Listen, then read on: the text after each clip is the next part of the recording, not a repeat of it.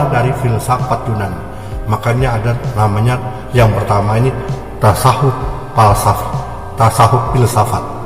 Jadi masih keduniaan.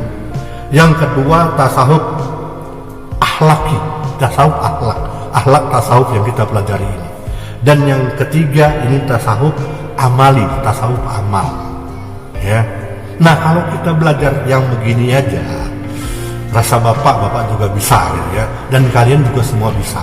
Tapi ini jangan berlebihan nanti lari ke makom-makom yang bapak bilang, lari ke tempat tujuan dari sabar ke syukur ke zuhud ke waro ke ini dan lain-lain sampai dengan makrifat dan ridho Allah. Nah, ini yang tidak boleh. Jadi yang memiliki tujuan ya, tiga tadi memiliki tujuan, yaitu mendekatkan diri kepada Allah dengan cara membersihkan diri dari perbuatan yang tercela dan menghias diri dengan perbuatan yang terpuji gitu. Jadi intinya menghindar dari perbuatan yang tercela dan kita mendatangi yang berbuat perbuatan terpuji, ya Muhammad terpuji. Jadi tujuan mempelajari tasawuf itu adalah ma'rifatullah, ma'rifatullah, mengenal Allah secara mutlak dan lebih jelas. Nah, ini berbeda. Makrifat itu mengenal Allah dengan lebih jelas secara mutlak dan lebih jelas ya. Kita mengenal Allah dengan sebaik-baiknya, jelas sekali, dan mutlak hukumnya ya. Tapi tidak mengaku seperti al-halak tadi, ana al-haq yang mengulangi itu ya, nanti dibunuh orang kalian ya. Jadi intinya seperti itu. Terus tasawuf juga memiliki tujuannya itu kebersihan diri dan bertakarub kepada Allah Subhanahu wa ta'ala. Nah, namun tasawuf tidak boleh melanggar apa-apa yang telah diatur oleh Al-Quran dan As-Sunnah, baik dalam akidah, pemahaman atau tata cara yang telah dilakukan. Jadi tidak boleh melanggar itu ya, itu hukum agama lah ya, umum saja. Kita juga tidak boleh melanggar hukum dari Al-Quran, As-Sunnah, ijma, qiyas. Kita tidak boleh melanggar itu. Jangan misalnya sholatnya 4 rakaat zuhur dijadikan 6 biar lebih cakep pak, jadi 6 aja lah. Nah, kan banyak pahala itu ngawur itu ya. Nanti bid'ah dolalah namanya ya. Jadi dolalah finnar ya, neraka nantinya. Yang mengadakan satu urusan yang tidak pernah dilakukan oleh Rasulullah itu dolalah finnar ya. Jadi dolalah yang akan menjadikan kita terjerumus dalam jurang neraka nantinya. Terus faedah dari mempelajari tasawuf, nah, manfaat dari kita mempelajari tasawuf itu adalah bisa membedakan yang baik dan yang buruk. Terus juga tasawuf mendidik hati kita. Tasawuf mendidik hati kita dari ma'rifatullah tadi, yang maha mengetahui, seperti kata Ibnu Ajibah, buah hasil ialah kelapangan mulia, nafsu, selamat dada akhlak yang mulia, bersih dan bagi setiap makhluk. Jadi intinya membersihkan sifat-sifat dunia yang ada dalam tubuh kita menjadi sifat-sifat yang bersih seperti akhirat. Itulah kita menuju. Jadi manfaat tasawuf ialah membersihkan hati, membersihkan diri, membersihkan jiwa dari perbuatan-perbuatan yang melanggar ketentuan dari Allah Subhanahu wa ta'ala. Itu saklek mutlak ya, jauhi dari larangan, jauhi dari pelanggaran. Tapi ada dibilang kalau perintah itu bisa pak gini ya, perintah itu memang tidak semua kita bisa melaksanakan, tapi larangan itu mutlak harus kita tinggalkan. Oleh karenanya lihatlah akhlak Rasulullah sallallahu alaihi wasallam. Jadi bisa kita simpulkan bahwasannya akhlak itu merupakan hiasan diri yang membawa keuntungan bagi yang mengajarkan. Ia akan disukai. Nah, ini ya, orang yang berakhlak itu akan disukai, akan disenangi, akan dicintai, akan disayang oleh Allah Subhanahu wa ta'ala dan umat-umat manusia yang ada di sekelilingnya ya. Terus di dalamnya ternyata juga memberikan bimbingan yang optimal sekali, yang gradual, yang penuh, ya, yang global, secara batiniah dapat diintegrasikan kepada jiwa-jiwa manusia yang tidak berakhlak. Jadi akhlak itu akan membangkitkan jiwa-jiwa manusia yang tidak berakhlak menjadi jiwa-jiwa manusia yang berakhlak menurut syariah dan tidak boleh menyimpang dari syariah Islam dan didaulat sebagai biang keladi dari kemundurannya. Itu tadi. Jadi jangan sampai syariat itu mundur oleh kita gara-gara kita salah dalam melaksanakan syariat tersebut. Dan juga sebagian besar ulama membaktikan dirinya kepada Allah Subhanahu wa taala sebagaimana ilmu ijtihad manusia. Nah, itu yang Bapak tadi bilang ijtihad itu yang kias tadi. Itu ulama-ulama ini mereka berijtihad. Boleh Pak diikuti ijtihad? Boleh. Ya, apabila memang tidak ada di dalam Al-Qur'an, tidak ada di dalam hadis, tidak ada di dalam ijma' para sahabat. Boleh kita melaksanakan ijtihad seperti Imam Hanafi, Imam Imam Hanafi, Imam Syafi'i, Imam Hambali, Imam Maliki, dan Imam Syafi'i. Jadi boleh ijtihad mereka kita ikuti karena mereka adalah imam-imam besar. Setelah itu Imam Nawawi dan Imam Ghazali. Boleh Pak ikuti? Boleh. Karena mereka juga adalah imam-imam yang mempunyai kredibilitas tinggi, mempunyai akhlak yang luar biasa baiknya. Ya, Imam Nawawi itu sampai itu raja Arab itu menghormati kuburnya. Kenapa? Karena itu waktu itu kan di perkuburan di Baki itu bila orang-orang yang sudah meninggal lebih dari 5 tahun itu harus dibongkar kuburannya karena akan diganti yang baru. Tapi begitu membongkar kuburan dari Imam Maliki, itu tiba-tiba ada bau harum yang luar biasa.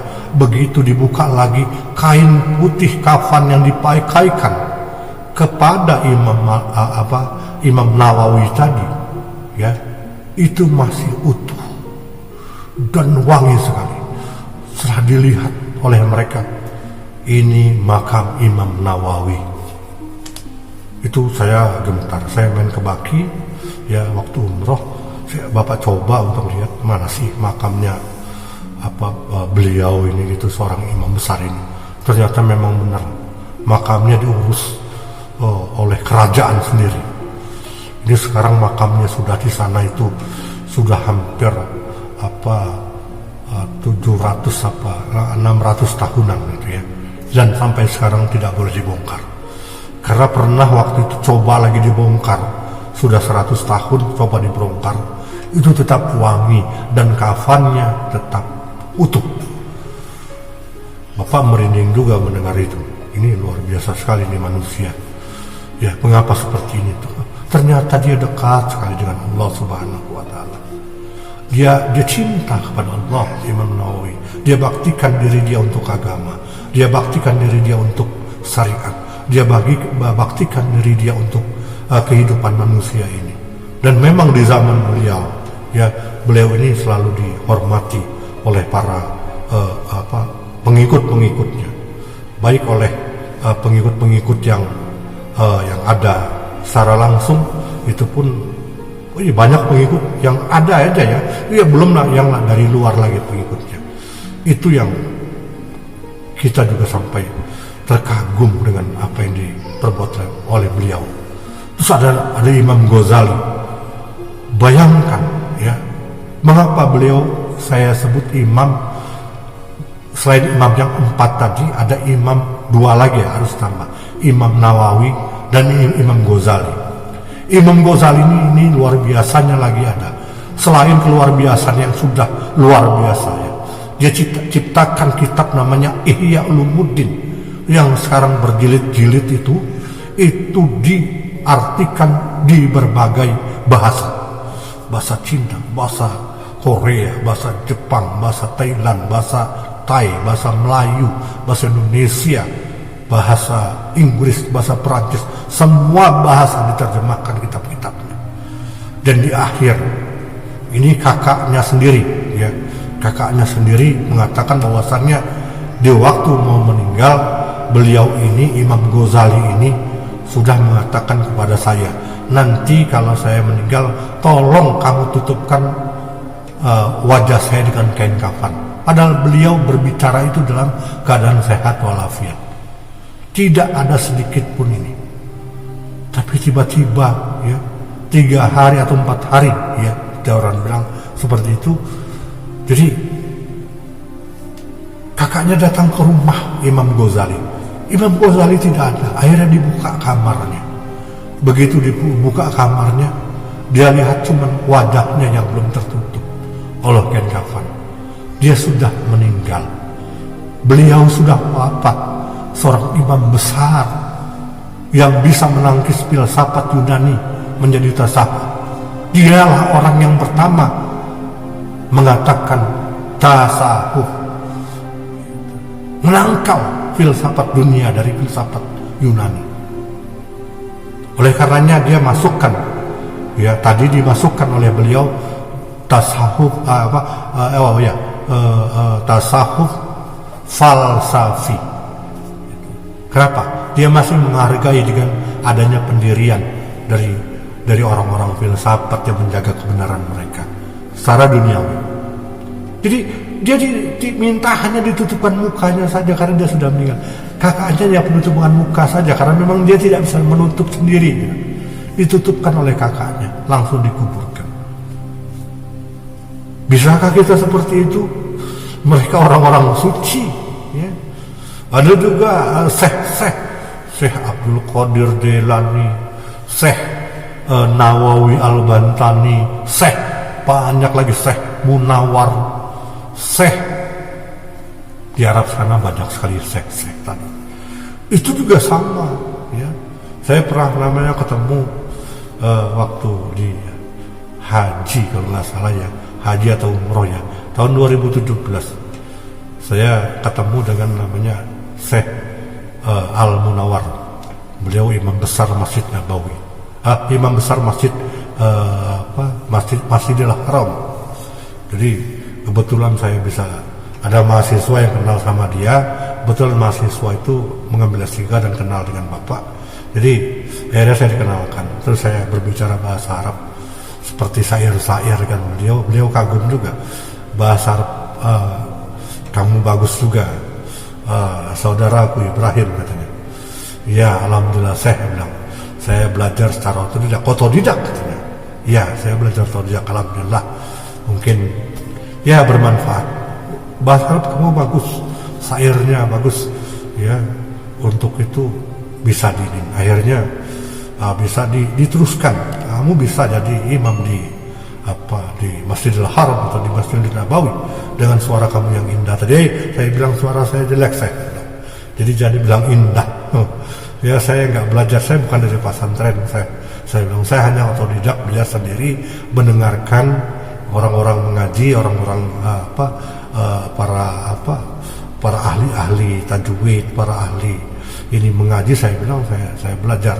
Alhamdulillah saya dapatkan tidak begitu bagus dan tidak banyak juga hafalan yang bisa saya hafalkan.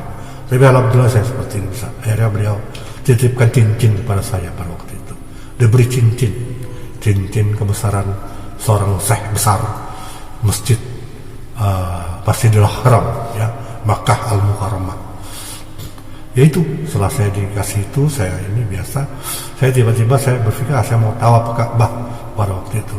Akhirnya, tapi udah penuh sekali itu, para askar-askar nggak boleh, tidak memperbolehkan orang tawaf lagi. Jadi akhirnya saya hanya bisa diam. Saya katakan lagi, saya bisa tawaf. Tiba-tiba dia melihat cincin yang diberikan oleh Syekh Munawar Al-Munawar. Begitu langsung dia ngomong pakai bahasa Arab dengan saya. Ini cincin dari mana itu? Saya langsung dikasih oleh Syekh Munawar. Oh, sahabatnya, saya bilang. Enggak, saya hanya seorang bodoh, saya bilang, yang kebetulan bertemu dengan dia dan beliau memberikan cincinnya sebagai kenang-kenangan pada saya. Tunggu sebentar, katanya. Siap, saya bilang. Saya boleh masuk. Tunggu sebentar. Tunggu. Ya, tiba-tiba dia bilang halal katanya. Cep, saya langsung dibuka pagar, langsung masuk. Karena kalau tidak cepat, nanti yang lain yang di belakang saya ikut-ikutan masuk juga. Jadi ternyata kebesaran Syekh Al-Munawar itu sampai askar-askarnya, Satpol PP-nya, tentaranya, polisinya, itu kenal semua. Jadi dia aja dihargai. Beliau ini adalah orang kerajaan yang sangat-sangat dihargai di apa oleh raja sekalipun gitu. Ya karena dia ini hafiz Quran dan bacaannya wah luar biasa ya, saya kagum sekali. Ada sedikit yang boleh kalian saya perdengarkan bacaan dari beliau seperti belajar bilang seperti Bismillahirrahmanirrahim, nggak pakai Bismillah ya, kayak biasa Bismillah di sana enggak. Alhamdulillahi Rabbil Alamin Ar-Rahmanir-Rahim. Kalau baca itu saya pasti meneteskan air mata. Kalau dia Syekh Al-Munawar sudah sampai membaca Al-Fatihah, itu dia meneteskan air mata, itu jamaah semua meneteskan air mata.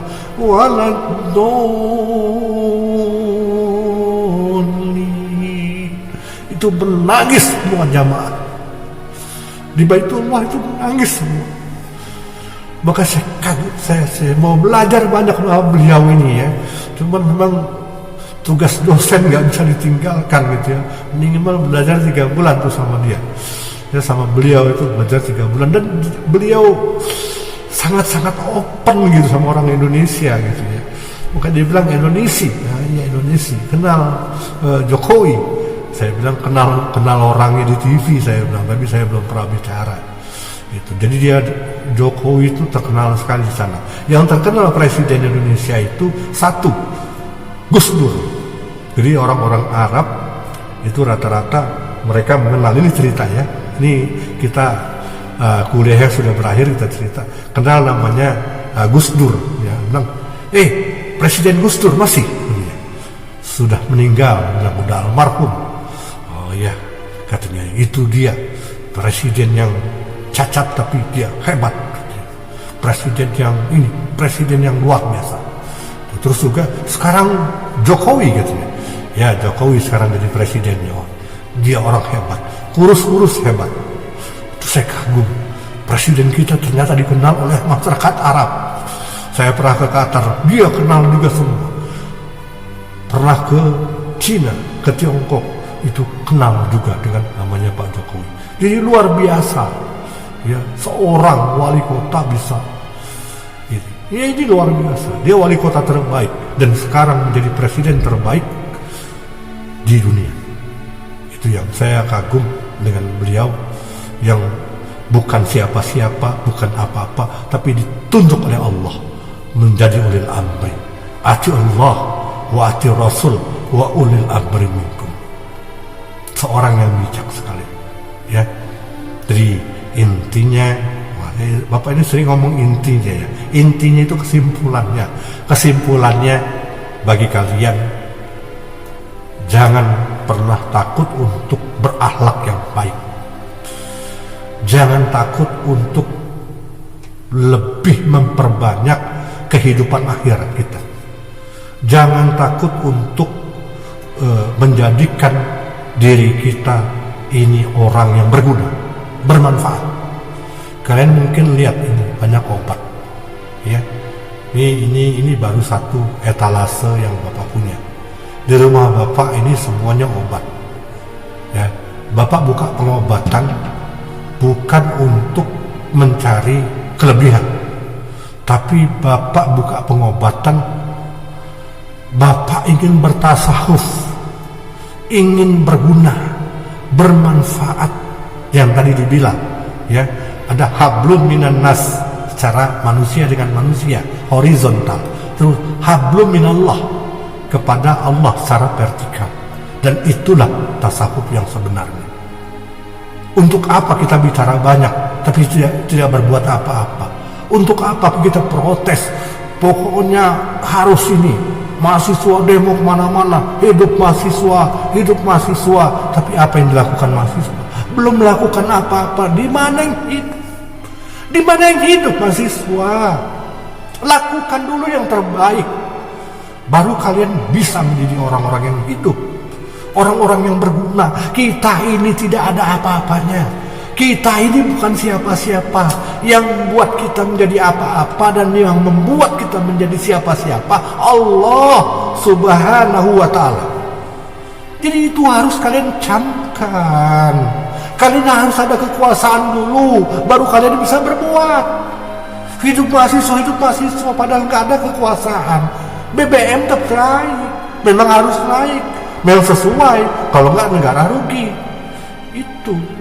Jadi jangan mengatakan kita, ini, banyak bicaranya. Ada solusi nggak lo untuk bicara itu gitu? Solusi dan konyol ini turun. Ya, bapak moyangmu yang buat dia turun gitu. Yang milih dia 70% rakyat Indonesia misalnya. Tiba-tiba hanya 3-4 gelintir orang nyuruh dia turun kemana? Turun gunung. Itu ya. Jadi mahasiswa kalau mau dihargai, kalian harus punya kekuasaan. Gitu. Bermanfaat. Ya, bapak ngobatin dapat untung pak. Ya ada untungnya. Cuma alhamdulillah kalau bisa dapat 2 juta sebulan itu udah bagus untung bapak. Tiap hari Jumat kalau kalian yang sakit-sakit, datang aja ke rumah bapak. Bapak obatin kalian apa sakitnya, gratis.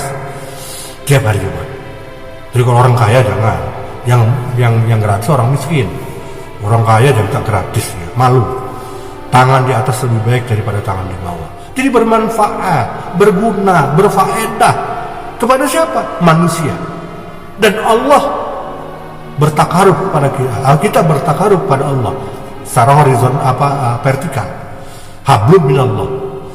Terus yang terakhir hablum minal alam. Jadikan alam sekitar ini ya itu menjadi baik ya. Bahwa yang kita hidup di dunia ini bukan hanya kita gitu. Ada jin, ada setan. Di sini ada setan ya. Ya tapi tidak bisa kita lihat. Ya, itu baik-baiklah sama mereka gitu. Jadi Bapak percaya setan ada gitu ya. Bapak percaya malaikat juga ada. Ya, siapa yang tidak percaya setan, siapa yang tidak percaya malaikat ya percaya sama siapa? Sama hantu. Jadi intinya lagi nih ya. Sering Bapak keluar intinya, tapi kalian jangan protes ya. Kalian tanyakan ini apa yang menjadi ini. Ya ada pertanyaan-pertanyaan yang mau terjawab kemarin itu, ya minta maaf ya, karena Bapak tidak jelas melihat pertanyaan-pertanyaannya. Nah nanti kalau memang sudah ini baru Bapak akan jelaskan juga pertanyaan-pertanyaan. Ini Bapak lihat dulu, ada beberapa pertanyaan yang belum terjawab di season 2 Bapak ya. Siapa? Nuzulul kemarin ya, kalian mengatakan bahwa dia belum dijawab itu pertanyaannya. Nanti Bapak buka YouTube dulu. Jadi ya jadi bermanfaat aja lah kalian ya. Jadi jangan belum bisa jadi apa-apa, belum bisa berbuat apa-apa, tiba-tiba sudah hidup mahasiswa. Memang mahasiswa mati ya Pak, nggak hidup, makanya itu gitu ya. Ini ya alat tasawuf 2 dan 3. Oke. Nah, Bapak lihat ya pertanyaannya. Nah, ini masih ada 43. Assalamualaikum. Ini siapa? Isnadiah. Bertanya ini Isnadiah ya. Kalau nggak suka ya, tanya ya. Sudah tanya jawab, nantinya kalian dijawab. Ya, jangan kalian bertanya aja nggak ada jawaban, nanti nggak ada interaktif antara kalian dengan Bapak. Assalamualaikum warahmatullahi wabarakatuh. Ya, WRWB itu jangan dicantum-cantumkan lagi.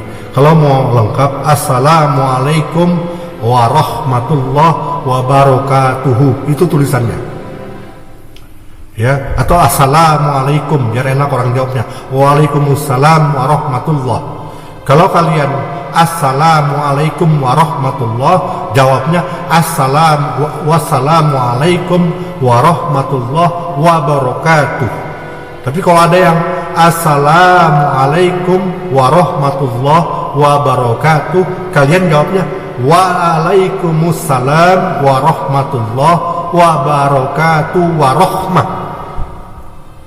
Kalau ada lagi yang panjang lagi, Assalamualaikum warahmatullahi wabarakatuh warahmah. Jawabnya, ini terakhir ini ya, nggak ada lagi. Waalaikumsalam warahmatullahi wabarakatuh warahmah wa bi sunnati Rasulillahi ajmain. Itu kata Syekh Munawar, itu saya dapatkan ilmu dari beliau ya. Nah ini dia, ini yang bertanya si Ganda ya. Assalamualaikum warahmatullahi ya, WRWB ya, jangan pakai WRWB lagi. Ustaz, alhamdulillah ya, kamu manggil saya Ustaz sudah benar. Memang saya sering dipanggil Ustaz. Saya Reva Dwi Ganda, alhamdulillah kamu bertanya nih kayaknya ya, dari Prodi Manajemen Dakwah 2B hadir Ustaz. Saya bisa menarik kesimpulan. Kamu belum bisa menyimpulkan, yang menyimpulkan biar dosen ya, biar bapak yang menyimpulkan. Jadi kamu itu tugasnya hanya bertanya saja, bertanya menjawab. Nah yang menyimpulkan dosen ya, kamu belum bisa menyimpulkan karena kamu masih mahasiswa ya. Bahwasanya untuk menerapkan akhlak tasawuf kita bisa dengan cara bersyukur dan menjaga jarak antara laki-laki dan perempuan. Iya, salah satunya itu, bukan rimnya. Lebih utamanya lagi menjaga etika kita. Sangat benar. Jadi jawaban kamu udah benar ya. Selain itu banyak lagi ya, cuma jadi tadi yang Bapak terangkan, bukan hanya menjaga jarak juga kepada, tapi kita bisa membedakan antara hak dan yang batil, harus membedakan antara dunia dan akhirat, lebih banyak mencerna kehidupan akhirat daripada kehidupan dunia. Nah ini anak rantau, Hafiz ini sering kemana-mana dia, setiap YouTube Bapak di komen sama dia, sampai suara musik itu syair-syair Bapak di komen, suaranya kurang bagus Pak katanya. Iya itu Fis ya, suara kurang bagus, kebetulan audionya kemarin jelek, tapi sudah sempat ke upload di YouTube, mau dihapus sayang ya. Tapi nanti untuk kedepannya Bapak cek lagi nanti para asisten itu ya, karena yang mengupload itu bukan Bapak, tapi asisten sama ajudan ya. Jadi itulah intinya, nanti Bapak cek lagi. Tapi Bapak terima kasih sama kamu ya, yang sudah kemana-mana nih komen ya, syair Bapak pun di komen sama dia ya, sama si anak rantau ini, si Alpis ya. Gitu. Dan anak rantau, ada banyak anak rantau. Kau harus punya nama lagi, James Bond. Nah itu bisa. Apa Pak James Bond? James semende besar di kebon. Masalah. Ya terus lagi siapa ini ya? Anak rantau Alpis ya. Nah ini ya, tentang apa nih jangan nih? Nah Pak, ngeplok lagi Pak tentang kisah perilaku Rasulullah dan menjadi suri teladan bagi kami. Oke, nanti Bapak akan buat bahasan tentang Rasulullah, kisahnya dari awal sampai akhir 1,5 jam. Bapak akan terangkan runtut ya sirah nabawiyah ya, itu dari awal. Ini permintaan kawan kalian Hafiz ya, kalau kalian tidak nonton, Bapak lihat nanti di menit-menit dari ini, berarti kalian tidak nonton nih YouTube. Bapak akan ngeblok itu, akan buat nanti YouTube yang tentang itu ya, tentang sirah nabawiyah, tentang Rasulullah ya. Ini Tiara Kasih, assalamualaikum, saya Tiara Kasih ya, bertanya 2 kali lagi. Saya Ahmad Fuadi dari MD hadir Pak ya. Dah siapa lagi? Saya Intan Sari hadir Pak. Raka Chandra, mana yang nanya ini? Assalamualaikum, saya Biharto Sagita Pak hadir Pak. Saya Agung Hidayat, assalamualaikum. Saya Wisi ya. Terus saya ini Kiki Bella, ini sama Kiki Bella di sering juga ini ya, nonton YouTube Bapak. Enggak apa-apa ya, kelilingi YouTube Bapak ya, nanti ada nilai plus nih. Yang keliling di YouTube Bapak di like ya, yang belum subscribe ya, jangan kalian ini males subscribe ini ya. Ketahuan tuh anak MD ini banyak, tapi yang subscribe baru 15 orang paling ya. Ini saya yang subscribe orang Gajah Mada terus ya, orang Gajah Mada juga banyak yang masuk ini ya, ada yang dari UI, dari UIN Jakarta juga ya, itu bekas mahasiswa Bapak semua. Terus saya Dwi Putri ya, MD 2B, terima kasih atas jawabannya ya, sama jazakallahu khair ya, barakallah fi ilmi sukron kasiran. Assalamualaikum, saya Afian ya. Mana nih nanya nih ya? Saya Sabrizal, saya Alfitri, mana ya? Puspita Sari, Tika Agri di MD. Saya periode Oktober. Ini dia. Mau bertanya. Siapa ini yang nanya nih? Rodi Oktober. Apa hubungan antara akhlak tasawuf dengan torikoh? Ya itu tadi, bukan ada hubungan. Itu kelanjutan dari tasawuf, lanjutannya nanti torikoh. Ya itu ya. Jadi hubungannya baik-baik saja mereka berdua itu. Cuma itu bukan hubungan, tapi kelanjutan. Ya dari tasawuf kita belajar nanti torikoh. Nah, udah cukup tasawuf aja lah, jangan sampai ke torikoh yang jadi ma'rifat tadi. Ya, itu jadi Rodi nggak ada hubungan apa-apa ya, mereka baik-baik saja. Terus lagi ini siapa ini? Muhammad Ihsan tidak bertanya. Muhammad Aldo Orlando tidak bertanya. Daryami tidak bertanya. Oktavani, terima kasih hadir Pak, terima kasih ya, sama-sama. Terus assalamualaikum, Afrian Renaldi kelas semester 2. Izin bertanya Pak, bagaimana cara merubah seseorang dari akhlak yang tercela menuju ke akhlakul karimah? Iya, tadi udah Bapak jelaskan berkali-kali ya. Nggak susah-susah sebenarnya ya untuk mengubah itu. Ajak dia, ud'u ila sabili rabbika bil hikmah wal mau'izatil hasanah wajadilhum billati ahsan. Jadi ajak dia, ajak terus ya, jangan pernah tidak diajak. Mungkin dia belum tahu. Jadi kalau kita mengajak terus dia tidak mau juga, ya itu kayaknya sudah kebal itu ya, kebal rusaknya maksudnya ya. Jadi laporin Bapak, ditangkap aja gitu, kayak gitu. Ya laporin aja ya. Jadi intinya kamu ajak dia untuk berakhlak yang baik. Terutama kamu akhlak kamu perbaiki dulu ya. Karena suri tauladan itu lebih baik. Kita melihat Rasulullah enggak, tapi teladan dia yang kita ikuti sekarang ini gitu ya. Kita enggak pernah melihat Rasulullah. Apa dia laqad kana lakum fi Rasulillahi uswatun hasanah. Dia itu teladan yang baik bagi kita untuk kita. Ya jadi intinya itu kita harus punya teladan dulu. Siapa teladannya? Rasulullah. Ya, kamu harus baik dulu, baru nanti kawan kamu yang tercela nanti itu ikut-ikutan kamu nantinya.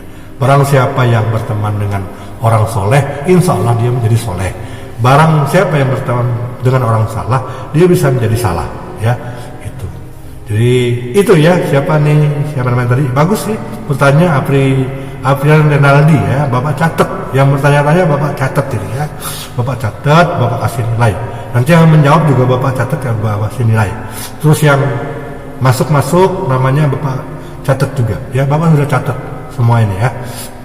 Terus lagi saya Dimas Nuratami Pratama tidak menjawab ya, tidak bertanya juga. Saya Aslim Mahendra tidak bertanya, tidak menjawab. Terus lagi Ferdi Chandra Rama. Terus Nurul Alfi terlambat nih ya, berarti season pertama nggak masuk ya. Saya Iman Amirul Ramadan. Terus lagi Bapak mencari orang yang nanya nih ya. Ilisa Yupitri. Saya Aslim. Terus lagi mohon maaf Pak mengganggu waktu. Saya Nuzulia Herlina dari kelas MD 2B. Pak, kenapa pertanyaan nuzul part pertama tidak dijawab Pak? Kayaknya sudah terjawab semua loh ya. Cuman mungkin kelewatan aja ya. Nanti kamu tanya ulang ya di season ini, nanti kamu tanya ulang. Nanti Bapak dahului untuk menjawab punya kamu ya. Ya nuzul ya, jadi jangan takut nanti kamu. Tapi pertanyaan kamu kalau memang ada nantinya, itu Bapak kasih nilai juga ya. Terus ini siapa nih? Anak rantau lagi nih, keluar lagi. Aku selalu like subscribe Pak. Boleh lah ya. Bagus ini siapa? Si Alvis ya, ini kayaknya agak preman dikit ya. Perlu di ini juga apa? Perlu dikurung dulu. Enggak main-main ya. Terus dia ketawa juga. Nah ini Alvis ya. Terus siapa nih? Assalamualaikum. Saya Septi Guliani. Ya. Materi Bapak tentang alat tasawuf tadi saya dengar Bapak menjawab pertanyaan dari Raka tentang hubungan tasawuf dengan torikoh ya. Nah saya ingin bertanya, torik itu kan banyak macam, salah satunya adalah torik alawiyah. Tolong Bapak jelaskan. Kamu harus menjelaskan satu ini aja, jelas banyak sekali. Torikoh itu kamu nggak masuk berarti ya, kamu nggak nonton sampai tuntas. Thariqah itu udah Bapak jelaskan macam-macam. Ada Thariqah Naqsabandiyah, Thariqah Alawiyah, Thariqah Tahiriyah, Thariqah. Bapak tidak akan menjawab semua Thariqah. Ya, karena kita belajar akhlak tasawuf, bukan belajar Thariqah. Thariqah itu sebagai Pak pengetahuan aja bagi kalian. Bapak bisa jelaskan ini Thariqah Alawiyah ini. Ya, tapi Bapak hanya menjelaskan nama Naqsabandiyah, Tahiriyah, Rustamiyah, Alawiyah, Fatimiyah, banyak sekali Thariqah. Ya, jadi kalau Bapak harus menjelaskan tentang Thariqah, Bapak nggak mau. Bukan Bapak nggak bisa jawab. Ya, cuma ini apa ya?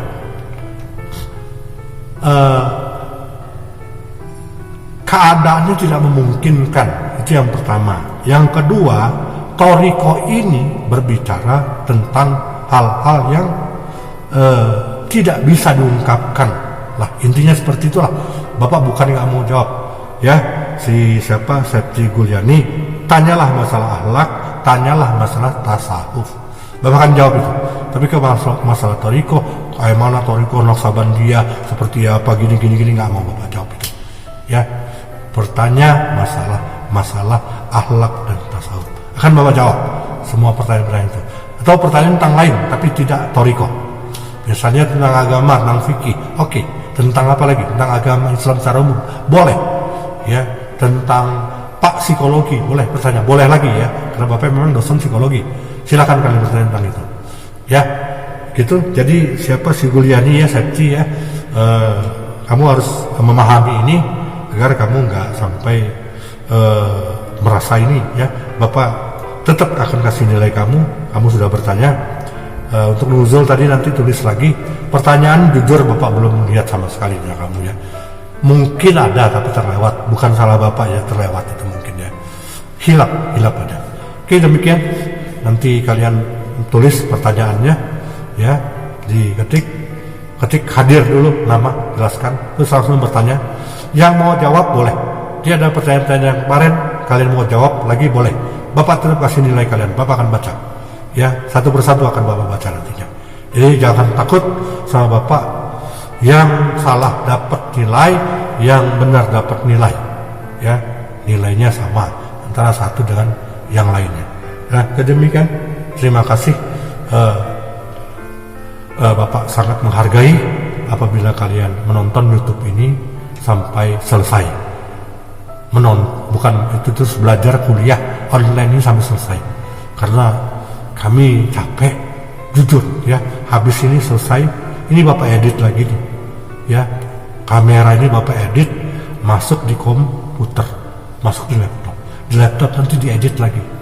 Suaranya yang kira-kira kurang jelas, nanti si Alvis protes lagi suaranya kurang bagus. Makanya sekarang pakai laptop, harus bagus. Nah, udah yang pakai laptop rata-rata bagus. Terus lagi nanti kita edit lagi, terus kita masukkan ini, masukkan itu. Wah, nggak 3-4 jam. Terus campur kuota, ini kuotanya untuk upload. Itu bisa 2 giga ya. 2 giga, 3 giga. Tapi nggak masalah, asal kalian hargai. Ya, asal kalian hargai perjuangan kami para dosen untuk mengajar kalian. Ya, jadi jangan sampai apa yang telah disampaikan kalian abaikan gitu saja. Ya, Bapak jadi sedih, jujur sedih, sangat sedih kalau kalian memperlakukan dosen seperti itu. Oke, demikian. Terima kasih. Bapak hargai kalian sudah menonton dengan selesai. Ya, itu kata Alvis tadi, saya sudah subscribe sama like katanya. Jangan lupa like-nya. Apa sih susah nge-like gitu? Nge-like itu maksudnya Bapak bisa ngitung berapa orang yang masuk hari ini. Jadi tanpa melihat komentar, Bapak sudah lihat like aja udah bisa. Itu jangan like-nya orang-orang luar. Karena ini Bapak pending untuk orang-orang luar ya. Untuk komentari, Bapak tidak masukkan orang luar untuk komentar. Kecuali orang-orang terdekat Bapak. Ya, mahasiswa-mahasiswa Bapak yang ada di Jawa. Gitu. Tapi untuk orang-orang kawan-kawan Bapak stop komentar. Tolong jangan berkomentar di kuliah saya. Karena nanti mengganggu dari mahasiswa saya. Demikian, terima kasih atas perhatian kalian.